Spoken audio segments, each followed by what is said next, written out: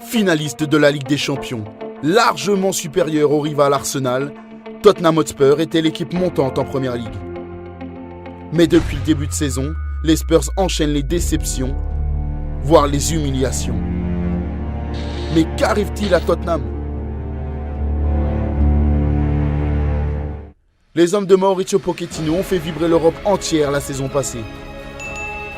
Qualification épique contre City, remontée fantastique contre l'Ajax, tout souriait aux Spurs.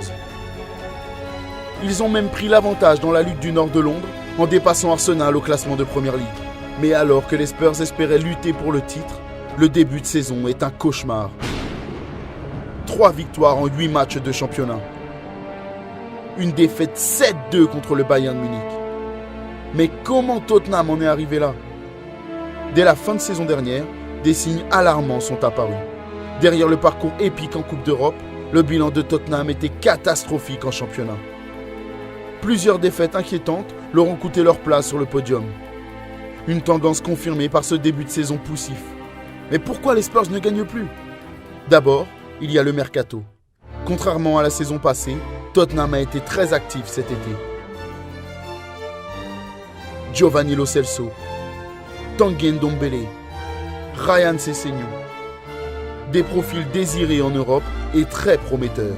Problème, Lo Celso et Sessegnon se sont blessés et seul Ndombele répond aux attentes. Mais c'est surtout la deuxième facette du mercato qui a fait mal aux Spurs. Leur meilleur joueur, Christian Eriksen, souhaitait absolument rejoindre le Real Madrid.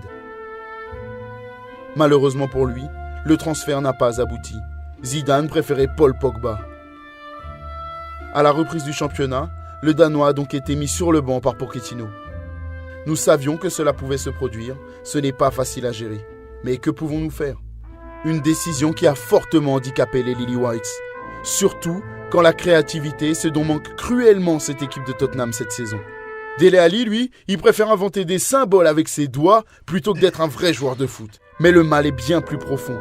Pochettino lui-même aurait eu des envies de quitter Londres. Gagner la Ligue des Champions dans de telles circonstances ?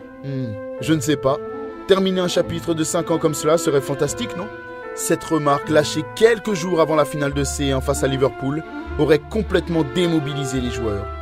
La majorité s'était ralliée à la cause du club grâce à l'aura de l'Argentin. Hugo Lloris, Son Heung-min, Harry Kane, Eriksen. Pochettino le sait et fait tout pour réparer le mal causé. Nous devons créer une bonne dynamique et un bon esprit d'équipe. Aujourd'hui, nous en sommes très loin.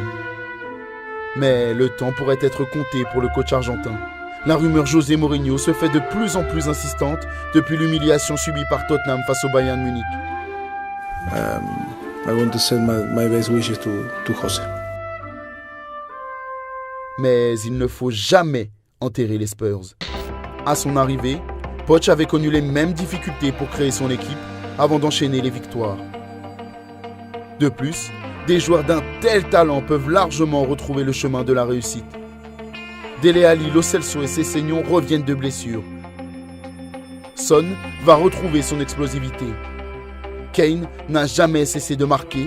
Ndombele perfectionne son adaptation. Eriksen redevient un titulaire. Des armes non négligeables qui ont fait leurs preuves par le passé. Et vous, pensez-vous que Tottenham peut retrouver les hauteurs de la Première Ligue ?